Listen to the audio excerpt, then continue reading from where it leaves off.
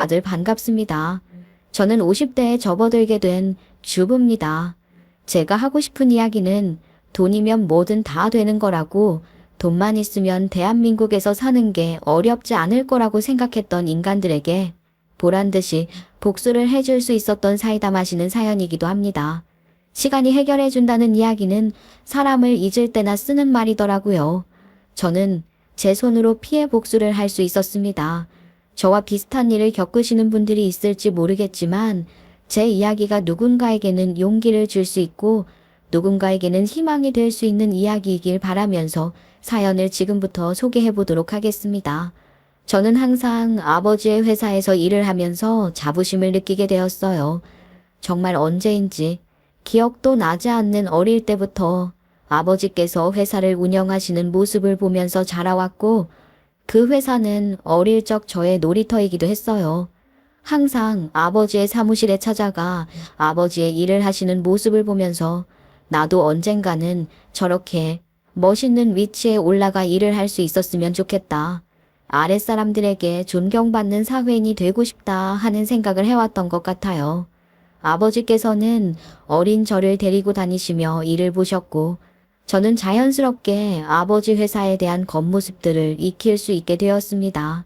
아주 어린 나이였으니 자세한 회사 내부 사정 같은 것은 전혀 몰랐지만요. 그 회사는 우리 가족의 역사와도 같은 곳이었어요.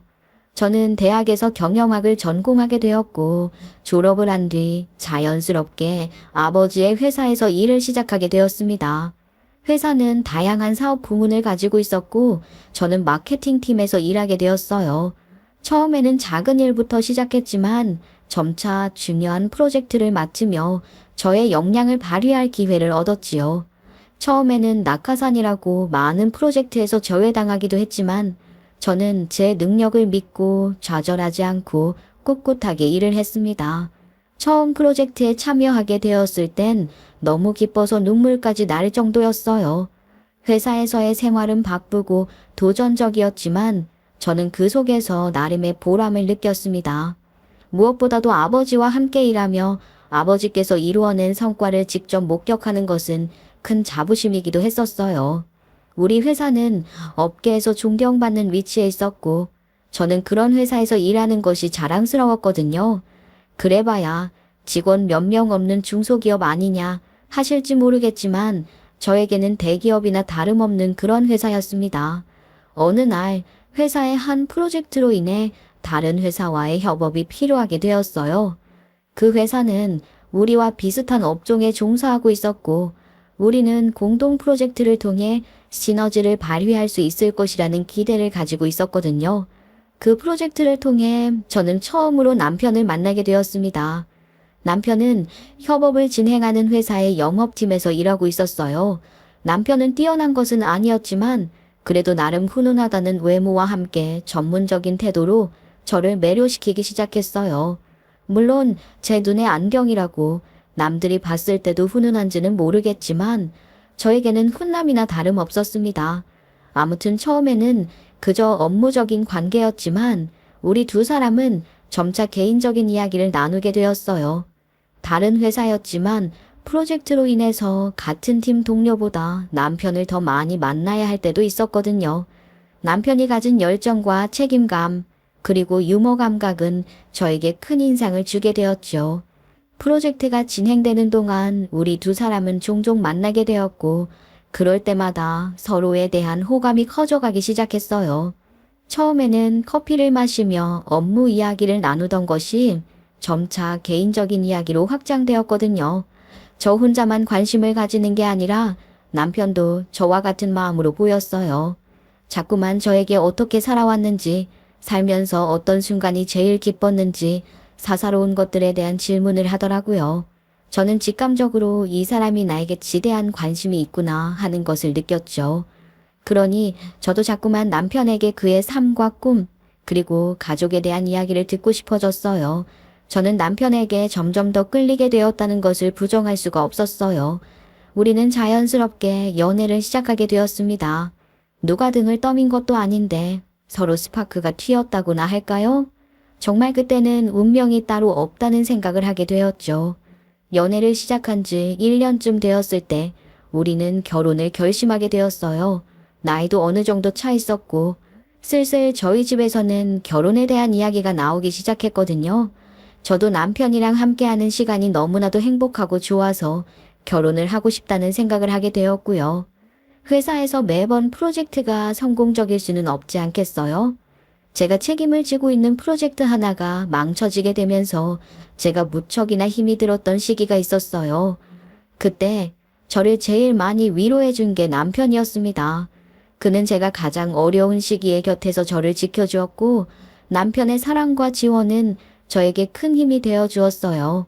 그 사실을 알게 된 아버지도 남편을 마음에 들어 했고 그의 성실함과 진정성을 높이 평가했습니다. 거래처 직원이라 그런지 아버지도 어렴풋이 들어는 본 것 같다면서 남편의 존재를 알고 계시더라고요. 우리 딸이 벌써 결혼 이야기를 한다니 아주 갑작스럽기 그저구먼. 공기가 다 찼다고는 하지만 그래도 아직 물가에 내놓은 어린아이 같이 느껴지니 원. 그 걱정 저도 충분히 공감할 수 있습니다. 이렇게 만나 뵙게 된 것만으로도 저에게는 영광인걸요. 저희 두 사람 아직은 양가 부모님께 부족한 모습이 더 많이 보일지 몰라도 정말 진심으로 사랑하고 서로를 의지하고 있습니다. 그러니까 저희 결혼을 진심으로 축하해 주시고 허락해 주셨으면 좋겠습니다. 우리 딸과 결혼을 하겠다고 마음을 먹은 이유가 무엇인가? 내가 봤을 땐 아직 철부지인데 말이야. 장인어른, 저는 이 사람을 만나면서 제 인생의 가장 소중한 사람을 찾았다고 느꼈습니다. 그리고 따뜻함과 배려심에 깊이 감동했고 그녀와 함께라면 어떤 어려움도 이겨낼 수 있을 것이라는 확신이 들었습니다. 앞으로 미영 씨를 위해 헌신하며 그녀를 평생 행복하게 해줄 것을 약속드립니다. 허락을 해주셨으면 정말 좋겠습니다. 그래, 자네의 진심이 느껴지는군. 우리 딸을 이렇게 소중히 여겨줘서 고맙네. 나도 부모로서 많은 고민을 했지만 두 사람이 서로를 진정으로 사랑하고 있다는 걸 느낄 수 있네. 나는 두 사람의 결혼을 지지하고 허락하겠네. 우리 딸을 잘 부탁하네. 자, 그럼 두 사람의 앞날에 축복이 가득하기를 바라며 이 결혼을 축하하자고. 그렇게 건배사를 드시며 저희의 결혼을 인정해 주시고 축하해 주셨어요. 저희 두 사람은 앞으로 서로 가꿀 미래에 대해 이야기를 나누느라 정신이 없었죠. 결혼을 준비하면서 우리는 많은 이야기를 나눴습니다. 우리 두 사람이 앞으로 가꿔야 할 미래, 가정, 그리고 직장에 대한 계획 등을 상의하며 서로의 의견을 존중하려고 노력했어요. 남편은 결혼을 한 이후에도 다니던 회사에서 이직하지 않기로 했고 저는 아버지의 회사에서 계속 일하기로 했죠. 우리는 각자의 커리어를 존중하며 서로의 성장을 지지하기로 했습니다. 결혼식은 우리 가족과 친구들 그리고 회사 동료들이 모두 참석한 가운데 성대하게 열렸어요. 그날의 기억은 아직도 생생삽니다. 우리는 서로를 바라보며 평생을 함께할 것을 다짐했죠. 그의 손을 잡고 결혼 서약을 하는 순간 저는 남편이 저의 인생을 책임질 평생의 동반자임을 확신할 수 있었어요. 우리의 생활은 바쁘지만 우리는 서로에게 많은 힘이 되어 주었어요. 집에 돌아와 하루의 일을 이야기하며 웃고 때로는 고민을 나누며 더욱 부부다운 사이가 되었죠. 남편은 항상 저의 의견을 존중해 주었고 저는 그의 조언을 받아들여 회사에서의 일에 반영을 하기 시작했어요. 저보다 경력도 더 많고 흐름을 읽을 줄 아는 대단한 사람이었거든요. 우리의 관계는 단순한 부부 관계를 넘어 서로의 커리어를 지지하는 파트너로서의 역할까지 해내가며 서로가 서로를 중요하게 생각하게 되었어요. 남편과 저는 함께 성장하며 서로의 프로젝트 성공을 축하해 주었습니다. 결혼 후에도 남편의 회사와 우리의 회사는 여전히 협력 관계를 유지하며 그 과정에서 같이 실무를 하기도 하면서 더 많은 시간을 보냈습니다. 남편은 프로젝트가 성공함에 따라 회사에서 중요한 역할을 맡게 되었고 저는 사실 그 정도까지 올라가지 못했어요. 낙하산이라는 이미지가 있어서 그런 건지는 모르겠지만 승진이라는 게 쉽지 않더라고요. 제가 잘한 건 전부 아버지의 덕이고 제가 못한 건 그럼 그렇지로 인식이 되어서 더욱 그랬던 것 같아요. 결국 저는 아버지 회사에서의 역할 분담 기로에 놓이게 되었죠. 이대로 계속 회사에 남아있는 것이 정말 나를 위한 길인지 이렇게 사람들에게 배척을 당하는 게 맞는 건지 참 많은 고민이 있었죠. 남편은 제 고민을 진심으로 들어주었고 저에게 언제든지 회사를 그만두어도 좋다고 말을 했어요. 요즘 회사 일 때문에 많이 힘들어 보이는데 괜찮아? 조금. 아버지 회사에서 일하는 게 생각보다 쉽지 않네. 많은 기대를 받으니까 그만큼 스트레스도 크고. 너무 무리하지 마. 회사 일로 이렇게 스트레스 받는 모습 보니까 내가 마음이 아프다. 내가 진심으로 말하는데 당신이 원한다면 일을 그만둬도 괜찮아. 우리가 충분히 잘 살 수 있으니까 네가 행복한 게 제일 중요해. 정말로 그만두는 게 맞을까? 아버지 회사를 이렇게 포기하는 게 옳을지 아버지께서 실망하지 않으실까? 당신이 장인어른 회사에서 일하는 게 중요하긴 하지만 당신이 행복하지 않다면 그게 무슨 의미가 있겠어? 회사 사람들을 휘어잡는 게 힘들다면 더 이상 욕심내지 않아도 돼. 네가 다른 일을 찾아서 행복할 수 있다면 그게 더 중요하잖아. 여보 말이 맞는 것 같아. 회사를 있는 것도 중요하지만 내가 행복하지 않다면 아무 의미가 없겠지. 진지하게 고민해 볼게. 그렇게 회사 일을 놓기로 마음을 먹고 아버지를 찾아가서 일을 그만두고 싶다고 말을 했어요. 당연히 저의 입에서 사표를 쓰겠다는 말이 나오니까 아버지께서는 약간 실망하신 눈치시더라고요. 하지만 그렇게 눈치만 보다가는 정말로 제가 하고 싶은 일이 뭔지, 제가 할 수 있는 일이 뭔지에 대한 고민을 할 수 없을 것 같았어요. 저는 처음에 마음을 먹었던 것과 같이 아버지께 사표를 들이밀었습니다. 나는 너에게 회사를 물려주고 싶었다. 네가 회사를 잘 이끌어갈 거라고 믿었고 그래서 많이 기대했지. 그런데 지금 너의 모습을 보니 내가 너무 무리한 기대를 한 것 같아. 실망스럽기도 하고 내 마음이 조금 복잡하구나. 네가 이렇게 힘들어하는 줄은 몰랐다. 네가 행복하지 않다면 아무리 회사를 잘 운영해도 의미가 없겠지. 하지만 네가 포기하는 결정을 내리는 게 옳은지 그거는 정말로 깊이 고민해 봤으면 한다. 아버지께서 저에게 회사를 물려주고 싶어 하셨다는 것은 잘 알고 있었어요. 하지만 저에게는 너무 과분한 자리인 것 같다는 생각을 지울 수가 없어요. 자신도 없고요. 저는 회사 사람들이랑 잘 어울리지도 못하고 중요한 일적인 부분에서는 늘 한 걸음 물러서서 지켜만 봐야 했어요. 저도 제 행복을 위해 제 미래를 위해 조금 더 고민하고 다른 것을 찾아 나서는 게 맞는 것 같아요. 아버지, 저에게 실망하셨을지 모르겠지만 제 의견도 존중해 주셨으면 해요. 아버지께서는 마지못해 고개를 끄덕여 주셨어요. 마음이 아팠지만 저는 일을 그만둔 다음부터 마음에 평온함이 생기기 시작했습니다. 제가 일을 그만둔 다음부터는 생활비 부분에서는 조금 줄여야 하는 부분이 있었지만 제 시간이 여유로워지니 오히려 집안의 분위기는 훨씬 좋아졌어요. 남편은 회사 일로 인해 여전히 바쁜 일정을 소화하면서도 저에게 남는 모든 시간을 할애했습니다. 주말에는 함께 여행을 가거나 집에서 요리를 하며 시간을 보냈고 서로의 삶을 공유하며 결혼 생활의 소중함을 느껴나가기 시작했죠. 정말 완벽하다고 생각을 했다니까요. 결혼 후 몇 년이 지나면서 우리는 새로운 도전을 맞이하게 되었습니다. 남편이 새 프로젝트에 합류를 하게 되면서 정말 승진길이 열렸다고 생각을 하게 되었죠. 하지만 그것은 남편의 날개를 꺾어버리는 일이었어요.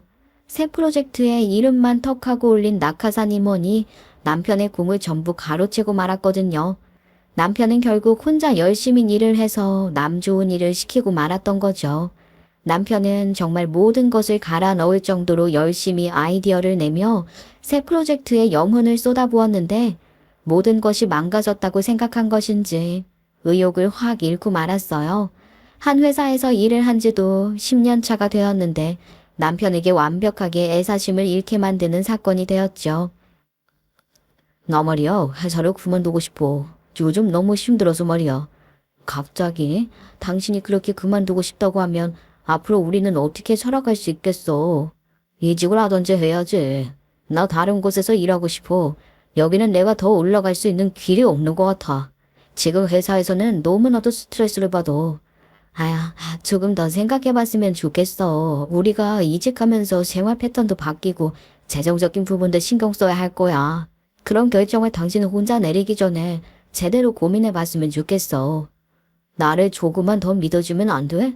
나 능력 있어. 네 회사에 이렇게 발목대서 꼼짝도 못할 사람이 아니라고. 남편은 결국 하루하루 열불이 터져서 회사 일을 못하겠다고 선언을 했어요. 그 프로젝트야말로 장기로 이루어지는 프로젝트의 일부분이었고 총책임을 본인이 진 것이나 다름없는데 이렇게 찬밥 대우받으면서 연봉 하나 올려주지 않고 일을 시키는 게 화가 난다고 했어요. 일을 그만두고 싶다고 노래를 불렀고 결국에는 남편이 일을 그만두면 프로젝트의 결말 부분을 아무도 성과로 이어지게 할 수 없을 거라 생각하고선 복수심에 불타올라 회사를 그만두겠다고 사표를 쓰고 말았죠. 저는 너무 대책이 없다는 생각이 들었어요. 남편은 본인이 능력이 되니까 얼마든지 이직을 할 수 있다고 말을 했지만 이미 나이가 30대 중반이 되었는데 이제 와서 어디에 취직을 해서 새롭게 적응을 할 수 있나 하는 생각이 들더라고요. 제 표정이 좋지 않으니 저희 집에 반찬을 주러 오셨던 친정엄마가 무슨 일이 있냐고 조심스럽게 물어보셨고 저는 솔직하게 남편의 상황에 대해 설명을 했어요. 그이가 그냥 사표를 내던지고 집으로 왔어요. 그의 결정을 지지해줘야 할지 아니면 걱정을 해야 할지 모르겠어요. 글쎄 본인이 이런 고을 낙하산인 사원이 가로채갔다고 열이 받아서 사표를 쓰고선 진행하던 프로젝트도 내던지고 나온 거 있죠. 이렇게 다혈질인 사람인 줄은 꿈에도 몰랐어요. 아유 사위가 오죽하면 그랬겠니. 너도 너무 질책하지 말고 보듬어 줄 생각을 해라. 아마 그 결정을 내리기까지 수많은 고민을 했을 거야. 너를 위해서 우리 가족을 위해서 한 일이라고 생각하면 되지 않겠니? 너도 네 남편 마음을 이해해주고 그가 하고 싶은 일을 응원해줘야 해. 친정엄마께서는 진심으로 말을 해주셨고 저도 그 말을 계기로 마음을 조금 편안하게 먹게 되었어요. 그래, 남편이 설마 본인만을 위해 그런 결정을 내리진 않았을 거다 하면서 말이죠. 평소에 저를 무척이나 생각해주고 사랑해 주었던 남편이었기 때문에 그 결정 또한 우리 가족의 미래를 위해 진지하게 고민하고 결정한 것일 거라 생각하기로 했어요.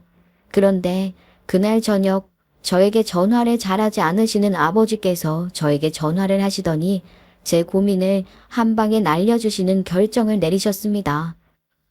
그러니까 우리 사위가 일을 그만두었다고 놀았는데 말이다. 나한테도 잘된 일이 아닌가 싶더라고. 네, 아버지, 그게 무슨 말씀이세요? 아버지한테 잘된 일이라니요? 내가 우리 가족에게 이 회사를 물려주고 싶어 했었다는 걸 누구보다 잘 알고 있지 않니? 요즘 말이다. 내 경영 능력에 부족함이 보이는 것 같은 매너리즘에 빠지게 되었다. 그런데 우리 사위의 능력이라면 가능할 것 같다는 생각이 들지 뭐냐. 일만 잘하면 우리 회사를 물려받은 것 또한 어려운 일이 아니지. 그 말씀은 지금 그 일을 아버지 회사에 취직이라도 시켜주시겠다는 말씀이세요? 당연하다마다. 딸이라는 것은 회사 일에 적응도 못하고 손들고 떠났는데 자기가 와준다고 하면 고마운 일 아니겠냐?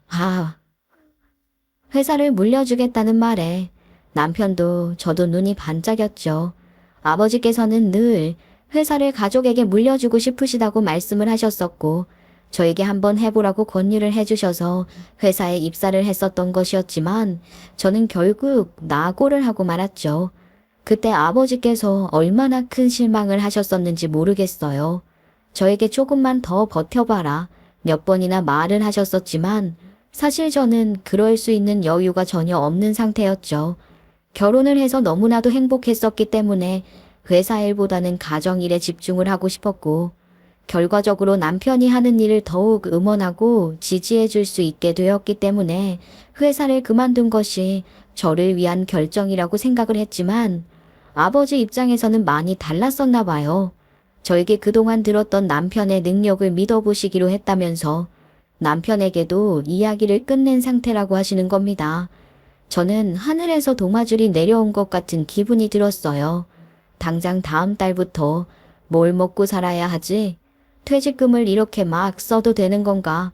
하는 생각이 들었었는데 남편이 바로 아버지 회사에 취직을 하게 되면 경력도 살릴 수 있고 또 능력이 저보다 출중한 남자니까 회사 사람들에게 인정을 받는 것도 큰 무리는 아니겠다 싶었어요. 저는 비록 텃세와 제 능력치의 한계 때문에 사람들에게 표를 얻어내지 못하고 스스로 낙오자가 되었지만 우리 남편은 달라도 한참 다를 거라 생각했거든요. 저희 부부에게는 두 번째 기회가 찾아온 것이나 다름없었던 거죠. 남편은 바로 회사에 출근을 하겠다고 했고 이직 준비를 집어치웠습니다. 아버지 회사에 입사를 하게 된 남편은 그 누구보다 열심히 일을 하기 시작했어요. 아무래도 사람들의 시선의 사위보다는 한 팀의 과장으로서의 능력을 보여주고 싶었던 것 같아요. 사실 아버지께서는 팀을 하나 새로 꾸려주시겠다고 꿈을 펼쳐보라고 했지만 아버지 회사 일에 대해 아는 게 없었던 남편은 다른 팀의 과장으로 들어가 실무를 익히고 본인이 어느 정도 선에 올랐을 때 팀을 가지고 싶다고 말을 했습니다. 참 대단한 사람이지 않겠어요? 어차피 가족에게 경영권을 물려주고 싶었던 아버지의 마음을 잘 알고 있으면서도 회사를 위해서 노력하는 모습을 보여주겠다고 하니 아버지께서도 남편의 마음을 높이 사주셨죠. 남편은 그렇게 회사에 출근을 하며 자기 편을 모으기 시작했습니다. 처음에는 밑바닥부터 배워가며 모든 일에 빠짐없이 참여를 하며 실무를 익히기 시작했어요. 그렇게 바쁘게 회사 일을 하는 와중에 저희에게는 새로운 생명이 생기게 되었습니다. 정말 하늘이 돕는 시기인 것 같았어요. 임신도 하고 새로운 환경에 적응도 하고 얼마나 행복했는지 몰라요. 하지만 그것도 아주 잠깐이었습니다. 새 생명이 저희에게 찾아온 것이 질투라도 난 것인지 제가 유산을 하게 된 것이었어요. 가족들은 저에게 위로의 말을 건네었지요. 그런데 정말 저보다 더 저의 유산을 힘들어하는 딱 한 사람이 있었으니 그건 바로 시어머니였어요. 예, 아우 이게 정말 무슨 일이니? 유산이라니. 내가 정말 너무나도 속이 상해서 밤에 잠도 못 잤다. 우리 며느리 어떡하면 좋아? 몸에는 이상이 없대? 예, 너무 마음 쓰지 마라, 응? 떠날 아이가 떠난 거라 생각하자. 분명 새로운 생명이 우리 가족에게 다시 찾아올 게다. 어머님, 그렇게 위로를 해주셔서 너무 감사해요. 어머님 그만 우셔요. 내가 눈물이 안 나게 생겼니? 아유, 너무 안쓰럽고 가슴이 아파서 눈물이 줄줄 나는구나. 시어머니께서는 제 손을 꼭 붙잡고 아이는 얼마든지 가질 수 있을 거라면서 아픔은 빨리 잊어버리라고 용기를 주셨어요. 정말 얼마나 감사했는지 몰라요. 질책을 당할 수도 있겠다고 마음 단단히 먹어야겠다. 새 생명 하나 지켜내지 못한 며느리가 뭐가 예쁘겠냐 싶었는데 저희 시어머니의 마음을 제가 너무 박하게만 봤나 봐요. 진심으로 저를 챙겨주시고 유산을 한 것도 출산을 한 거나 다름없다면서 몸에 좋다는 것을 다 챙겨주시는데 감사할 수밖에 없었죠.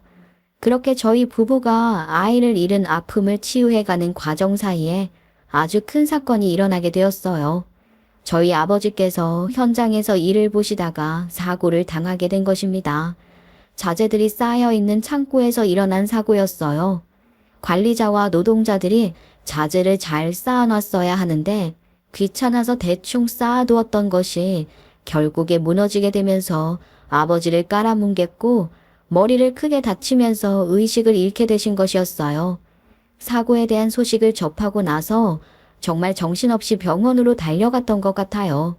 친정엄마와 병원 응급실 앞에서 만났는데 아버지께서 응급수술에 들어가게 되었다는 소식을 들었어요.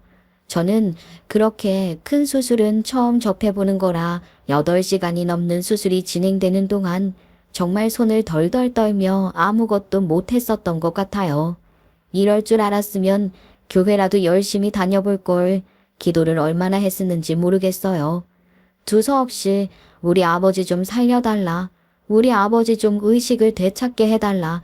울면서 기도를 했습니다.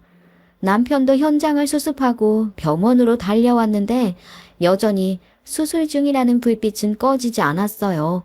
8시간의 수술이 끝난 뒤에 의사를 만나게 되었는데 정말 청천벽력 같은 소리를 하시더라고요. 신경을 많이 다치면서 수술 후에 의식을 되찾을 수 있을지는 의문입니다. 머리를 심하게 다치셨기 때문에 깨어나신다고 한들 온전한 상태가 아닐 수도 있고요.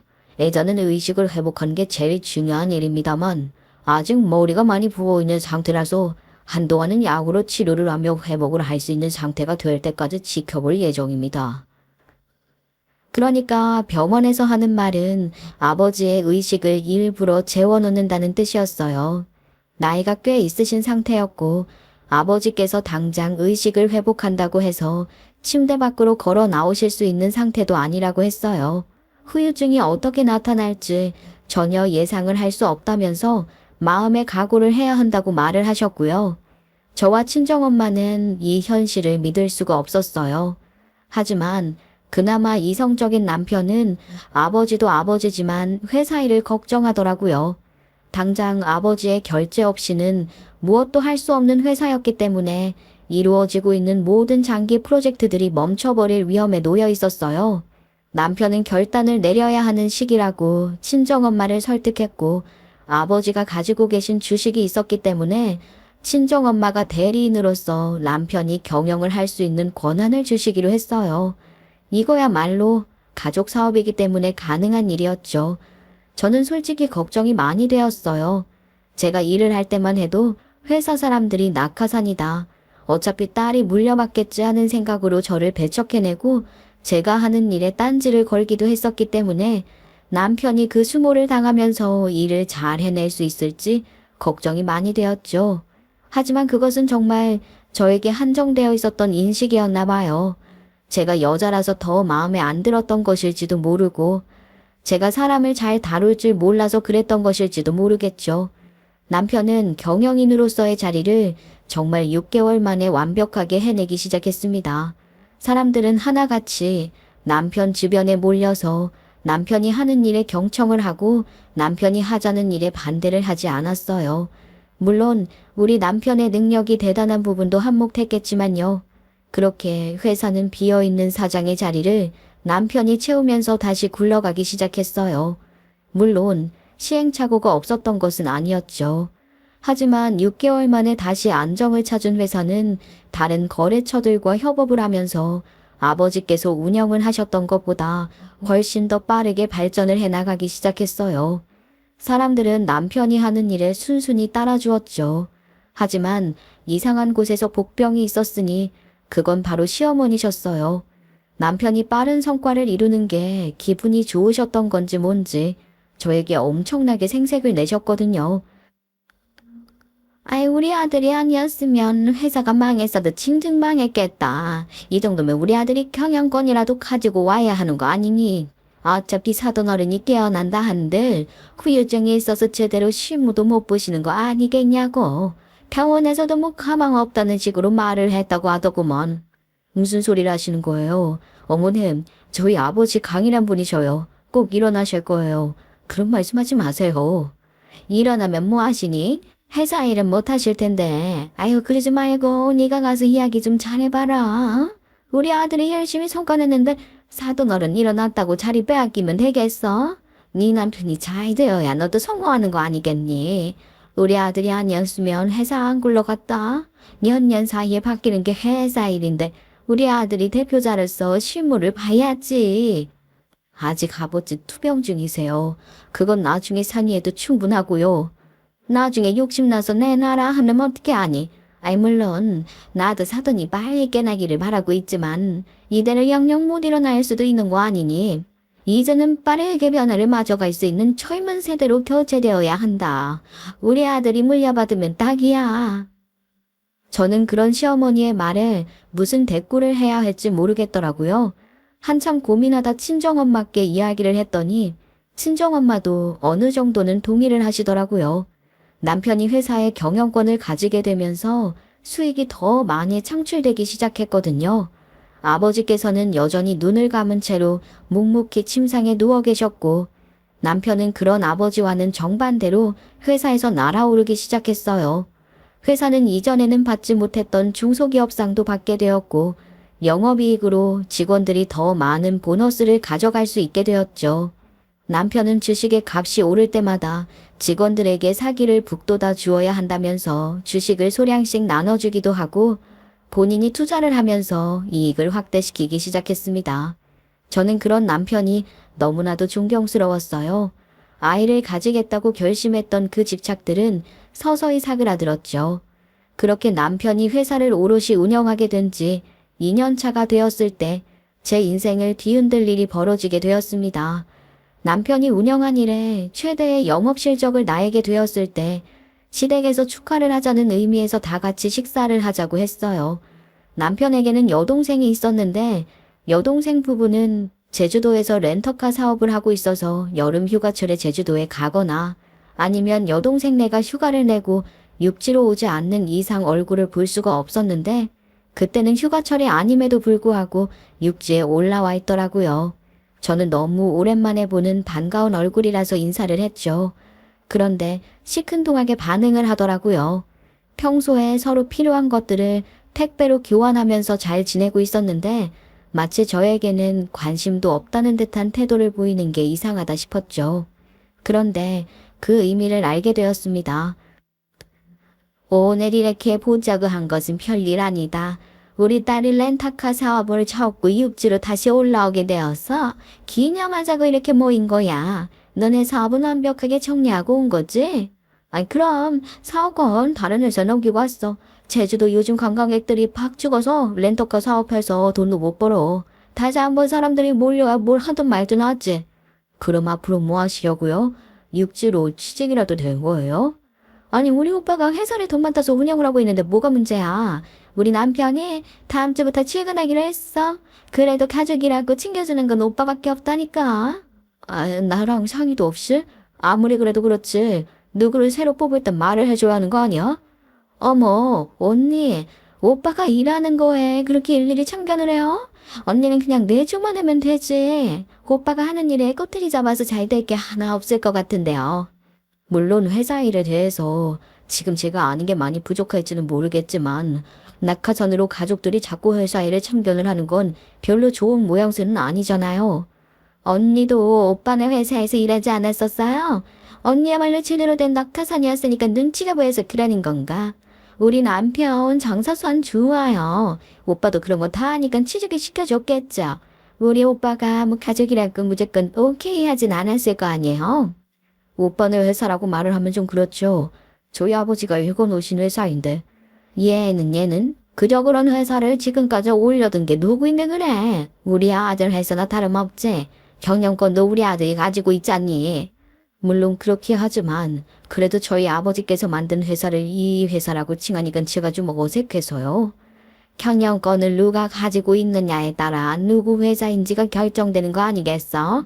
회사 실무 완벽하게 알고 있고 일을 하는 사람들도 전부 우리 아들한테 사장님 하더구만. 내가 우리 아들 일하는 거 보고 얼마나 놀랐는지 몰라. 앞으로 우리 아들 회사 더욱더 번창할 거야. 회사에도 다녀오셨었어요? 전 아무것도 모르고 있었네요. 그게 문제야 그게. 우리 아들이 무슨 일을 하고 있는지 마누라가 집에서 내조를 할 생각을 해야지. 우리가 회사에 방문하는 것도 몰랐으면서 어떻게 회사를 만든 사람이 사돈이라고? 우리 아들이 운영하고 있는데 우리 아들 회사라고 부르는 게 불편하다고 할 수 있니? 솔직히 사돈은 우리 집안에 감사해야지.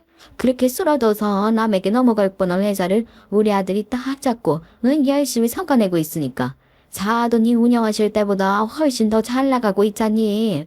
맞아. 우리 남편이 취직할 회사라서 엄마랑 같이 구경하러 갔는데 전부 다 우리를 사장님 가족이라면서 직원들이 환대해주더라. 우리 오빠가 사장이라니 아우 정말 대단하지 않아? 직원들이 전부 사장님하고 부르는데 내가 그렇게 딱 뿌듯하지 뭐야. 직원들이 올려온 서류에 결제 도장 다 찍는데 그렇게 멋있을 수가 없다. 우리 아들 참 장해. 이가 열심히 하고 있긴 하죠. 그러면 심해보가 다음 주부터 출근하신다고요? 어떤 자리로 가게 됐는지 궁금하네요. 아직 이 일에 대해 잘 모르는 부분이 있어서 실무 투입은 불가능할 것 같아서 요직으로다가 하나 줬어. 팀원들이 알아서 일을 할 거니까 팀 하나 꾸려주기로 했어. 어? 아니 이제 막 회사 일을 시작한 사람에게 팀을 하나 맡긴다고? 그러면 직원들이 반발하지 않을까? 가족이잖아. 어떻게 실무를 보라고 말을 해. 노동자도 아니고. 우리 가족인데 당연히 경영적으로 투입이 되어야지. 팀원들이 잡일하고 이 서방은 그냥 농덩이 치는 사람이 있나 없나 그것만 확인하면 돼. 나중에 일이 익숙해지면 그때 프로젝트라도 하나 해보던가. 어차피 이름만 올리면 되는 거니까 어렵지 않을 거야. 남편의 태도는 정말 혀를 내두를 지경이었어요. 본인이 이전 회사를 그만둔 이유가 뭐였나요? 윗선에서 곰을 가로챈 게 억울하고 화가 나서 그만둔 것이었는데 그 짓을 똑같이 심해부에게 하라고 하니 기가 막힐 지경이었죠. 여보가 이전 회사를 그만둔 이유가 뭐야? 윗선에서 공을 가로챈 게 억울해서 그만둔 거잖아. 그런데 어떻게 똑같은 일을 가족이랍시고 눈을 감아줄 수가 있어? 예, 너는 우리 아들이랑 사위가 서로 잘 되겠다고 하는 일에 왜 자꾸 딴지를 걸고 그러니? 경영권도 너무 엄마당이 직원들이 인정하는 사장님인 걸 몰라서 그래? 솔직히 사돈이 운영했을 때보다 훨씬 대박이 난 건 너도 인정하는 바 아니냐? 나중에 사돈이 눈 떴다고 생각해봐라. 오른 주식값에 입이 해벌레해질 거다. 아직 병상에 누워서 눈도 못 뜨시는 저희 아버지를 향해서 그런 이야기를 하실 건 아닌 것 같아요. 어머, 내가 뭐 못할 말을 했니? 너 자꾸 이런 식으로 비협조적으로 나오면 곤란하다. 우리 아들이 하는 일에 딴지를 걸 생각하지 말고 옆에서 내조를 하고 지지해줄 생각을 해야지. 네가 이 집안에서 해줄 수 있는 역할은 그거 하나다. 우리 아들이 경영하는데 딴지를 거는 사람들이 나오면 나서서 힘을 보태주는 일 말이다. 저는 그렇게 하고 싶지 않아요. 저희 아버지께서 얼마나 사원들과 힘을 합쳐 세운 회사인데 독재적으로 경영을 하면 탈이 난다고 하셨어요.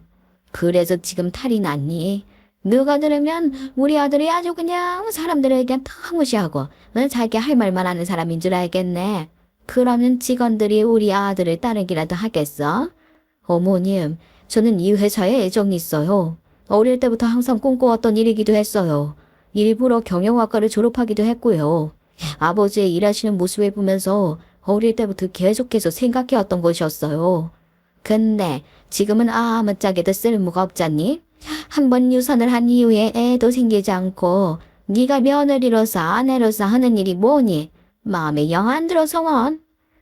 그러면서 가족들이 저를 쳐다보는 시선을 쭉 훑었는데 하나같이 네가 그럼 그렇지 뭐 가만히나 있어라 하는 얼굴로 저를 보고 있더라고요. 순간 얼굴이 벌겋게 달아오르는 것 같았어요. 언제부터 가족들이 이렇게 저를 이상한 시선으로 보고 있었나 싶더라고요. 저는 그 자리를 박차고 나오고 싶었습니다. 하지만 정말 대박인 것은 그로부터 한 달 뒤에 시어머니께서 저를 찾아오셨을 때 벌어지게 되었어요. 어머니, 왜 이렇게 급하게 보자고 하셨어요? 옆에 계신 이분은 누구신지 처음 뵙겠습니다. 앉아라. 내가 오늘 기인이 할 말이 있어서 불렀다. 일단 이 서류에 도장부터 찍어줄 수 있겠니? 저에게 들이미는 종이를 확인해 보니 거기에는 협의이혼서라고 적혀 있었습니다. 저는 그 종이를 받아들자마자 손이 부들부들 떨리면서 머릿속이 새하얗게 변하더라고요. 이게 지금 저한테 이혼을 하라는 소리인가요? 아니, 갑자기 이혼이라니 이게 무슨 말씀인지 저는 이해가 전혀 가지 않아서요. 내가 한 달 사이에 아범이랑 이야기는 끝내놨다. 아무리 그래도 그렇지 우리 아들이 하는 일에 그렇게 일일이 딴지를 걸고 싶네. 너 말이다.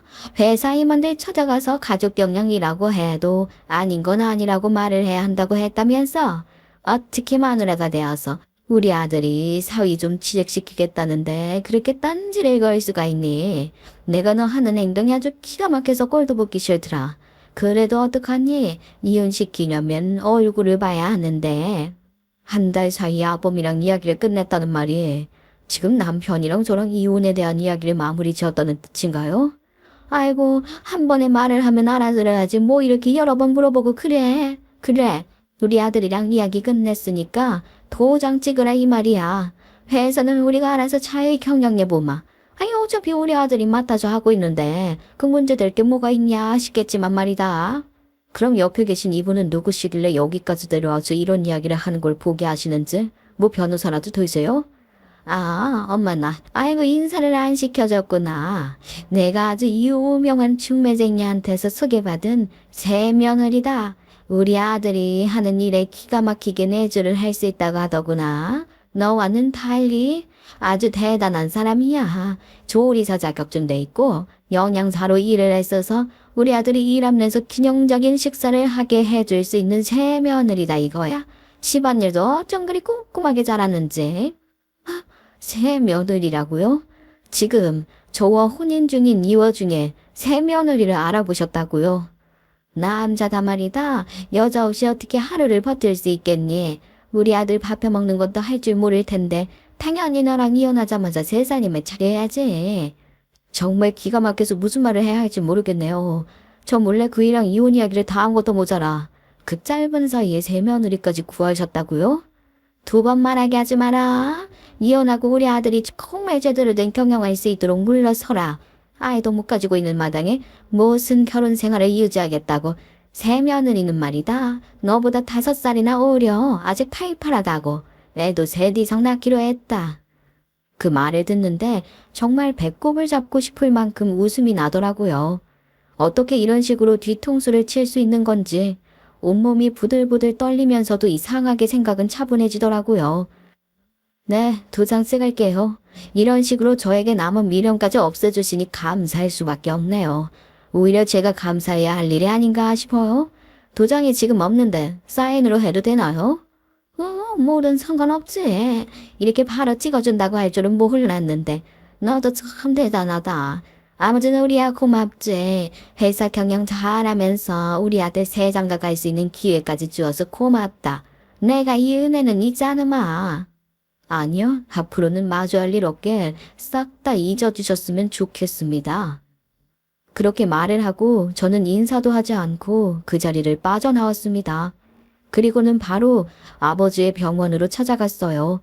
저에게 무슨 일이 벌어진 건지 친정엄마께 이야기를 하니 친정엄마께서는 충격에 머리를 부여잡으시더라고요. 하지만 이렇게 무너질 수는 없는 것 아니겠습니까? 그리고 그 즉시 저를 기만했던 시댁에 천벌을 내리기 위해 모든 준비를 마치고 남편이 경영을 하고 있는 회사로 찾아가게 되었습니다. 남편이 당당하게 자리를 차지하고 있는 사장실에 들어가니 남편이 저를 확인하고는 시큰둥하게 말을 하더라고요. 여기까지는 왜 찾아와서? 엄마 이야기 들어보니까 주저없이 도장 찍겠다고 했다던데 우리 이제 남남되는 거 아닌가? 당신에게 고마워도 많어. 내 꿈을 펼칠 수 있는 기반은 당신이 만들어준 거나 다름없으니까. 그러니까 이 자리는 넉넉하게 줄게. 집은 언제 뺄래? 공동명의로 된 집인데 언제 빼긴 언제 빼. 너 빼는 날 같이 빼는 거지. 그보다 내가 누구랑 왔는지 좀 볼래? 그리고 사장실 문을 활짝 열었더니 우리 남편의 표정이 저승사자라도 본 것처럼 굳어버리더라고요. 이 얼굴을 보기 위해 얼마나 난리를 치고 싶은 걸 참았는지. 사장실에 등장을 한 사람은 휠체어를 탄 우리 친정아버지였습니다. 저희 친정아버지 2년을 병상에 누워만 계시다가 기적적으로 회복을 하셨어요. 바로 1달 전에요. 당장은 침상에서 일어나시는 것이 무리였기 때문에 1달 동안 꾸준히 약물 치료를 받으면서 몸에 힘들 주는 연습부터 시작을 하셨어요. 병상에 있는 동안 몸에 붙은 근육들이 소실되어 그 연세에 참 힘들어 하셨지만 1달이 지나자 걷는 것은 어려워도 몸을 일으켜 휠체어에 올라타실 수 있는 정도는 되셨거든요. 하지만 그 사실을 남편에게는 말을 하지 않았습니다. 남편이 회사에 얼마나 욕심이 있는지 알고 있었기 때문에 아버지께서 깨어났다는 사실을 전하게 되면 회사 일에 손을 놓아버릴 수도 있다고 생각을 했거든요. 대신 아버지께서 깨어나셨으니 회사 임원들을 만나서 다시 경영권을 찾아오는 것에 대한 이야기는 나누게 되었죠. 아직 남편이 모르고 있으니 비밀로 해달라고 신신당부를 하면서 말입니다. 그러면서 자연스럽게 심해부의 이야기가 나오게 된 것이었어요. 심해부가 회사에 입사를 하는 게 직원들에게 어떻게 다가올지 궁금하기도 했고요. 심해부에 대한 걱정스러운 이야기가 결국 남편의 귀에 들어가 시댁 식구들이 알게 되었지만 아버지께서 일어나신 사실은 철저하게 비밀로 붙여졌죠. 2년이라는 시간 동안 병상에 있으시며 남편은 초반에는 병원을 자주 들락거렸지만 시간이 지나면 지날수록 회사 일이 바쁘다는 핑계로 얼굴을 비추지 않았기에 속일 수 있었어요. 장인어른 언제 일어나신 겁니까? 아니 어떻게 이런 사실을 나에게는 비밀로 할 수가 있어? 내가 누워있는 병상에 얼굴을 한 번이라도 들이밀었으면 금방 알아차렸을 텐데 한 번을 쳐다오지 않으니 그 모를 수밖에. 내 정신을 되찾은 지는 한 달 정도 된 것 같구먼. 그동안 회사를 위해 열심히 일을 해줬다고. 고마울 따름일세. 이제 그 자리 비키게나. 여기 사장이 더 칸 있는데 자네가 왜 그 자리에 앉아있어? 회사 소유권이 주식에 기반되어 있다는 사실은 잘 알고 있지? 내 찾아보니까 그동안 주식을 엄청 열심히 모긴 한 것 같더만. 내가 가진 주식의 발끝만치도 미치지 못하지. 내 오롯이 경영권을 가족과 나눌 셈으로 주식을 과반수 이상 보유하고 있었거든. 아이 그럼 풀지 않은 주식 모두 장인어른이 가지고 계셨단 말입니까? 내 자산관리사에게 들었네. 자네가 주식을 뒤로 그렇게 모으고 있었다고 말일세. 그리고 우리 딸이랑 이혼한다고 새 마누라까지 찾았다면서. 내가 왜 아직 장인인가? 사장님이라고 불러야지.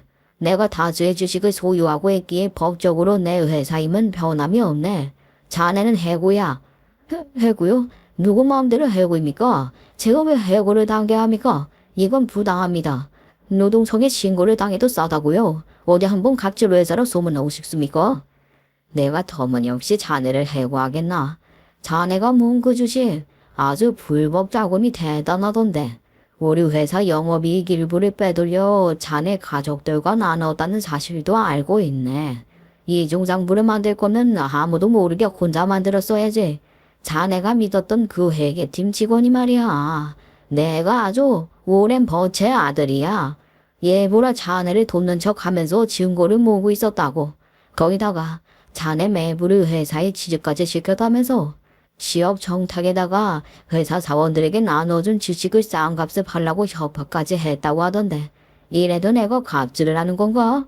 노동청에 한번 신고를 해보던가.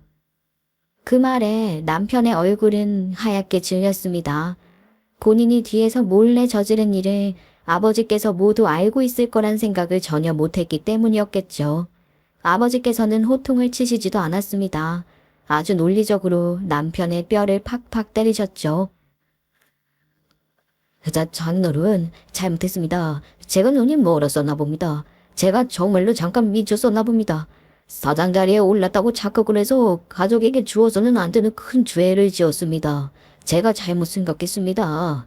저 다시 처음부터 배우겠습니다. 장인어른 밑에서 차근차근.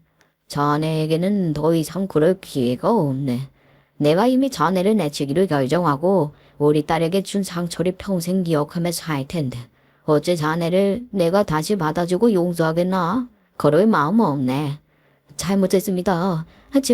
제발 저를 용서해 주세요.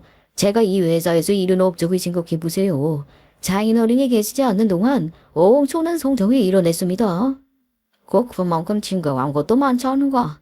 불법 청탁으로 입사를 하게 된 자네 매무도 해고일세. 내 눈앞에서 당장 꺼지게 우리 딸이랑 이혼도 하고 더 이상 우리 집안이랑 엮이지 않게 해줬으면 좋겠구만. 제 부인을 드린다지. 그 여자랑 잘 먹고 잘 살아보라 이 말이야. 감히 내 딸에게 씻을 수 없는 상처를 주고도 멀쩡하게 살 수 있을 거라 생각했나? 자네의 오만일세. 남편은 그 뒤로 뭐가 억울했는지 저와의 이혼을 진행하며 법적 대리인으로 지정되지 않았더라고. 본인의 능력이 인정되어 경영을 시작했다며 경영권에 대한 법적 분쟁 소송을 냈어요. 하지만 법적 대리권이 없었고 법원에서도 남편의 불법 인사와 사원들을 협박해 시가보다 저렴한 가격으로 주식을 모은 점, 회사를 빼앗으려고 했던 점이 인정되어 그 부분에 대한 기각을 냈습니다. 남편은 결국 본인이 이뤄낸 모든 것에 먹칠을 하고 회사에서 쫓겨나게 되었어요. 아휴, 이럴 수는 없어. 우리 아들이 얼마나 치대한 공을 세웠는데 이렇게 아무것도 건지지 못하고 쫓겨날 수가 있어? 우리는 앞으로 어떻게 살라고? 그걸 왜 저한테 따져 물으세요? 이렇게 만든 게 누구인데? 주식 보유 수량만 따져도 저희 아버지께서 경영을 할 수 있는 건 안 봐도 뻔한 일인데 욕심을 왜 그렇게 내셨을까요? 아줌마. 아줌마? 야, 네가 어떻게 이런 식으로 뒤통수를 칠 수가 있어? 우리 아들만 낙동강 오리애 됐잖아. 그 오리알을 품어줄 여자 찾으셨다 안 하셨어요? 앞으로 오순도순 없는 살림의 손주들 여럿 키우시며 잘 살아보세요. 시모는 법원까지 쫓아와 땅에 주저앉아 울면서 이럴 수 없다고 외쳤지만 법이 그런 걸 어쩌겠습니까? 남편의 능력 인정하는 바이지요. 하지만 거기서 끝을 냈어야지 끝까지 욕심을 냈기에 이런 일이 생긴 것 아니겠습니까?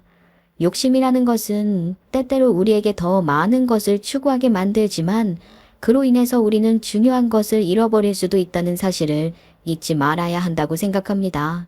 남편은 참 대단한 기업가였죠. 능력도 뛰어나고 열정도 넘쳤지만 더 많은 부와 명예 그리고 새로운 것에 취해버려 일을 그르치고 말았습니다. 모든 것이 순조롭게 진행되는 것처럼 착각했겠지만 변수는 늘 존재하는 것이었고요. 욕심은 우리를 더 높이 오르게 만들 것 같지만 결국에는 중요한 것을 잃게 만드는 것이었던 거죠. 욕심을 억제하고 지금 가진 것에 만족하며 감사하는 마음을 갖는 것이 더 큰 성공과 행복을 가져다 준다는 사실을 잊지 않았으면 좋겠어요.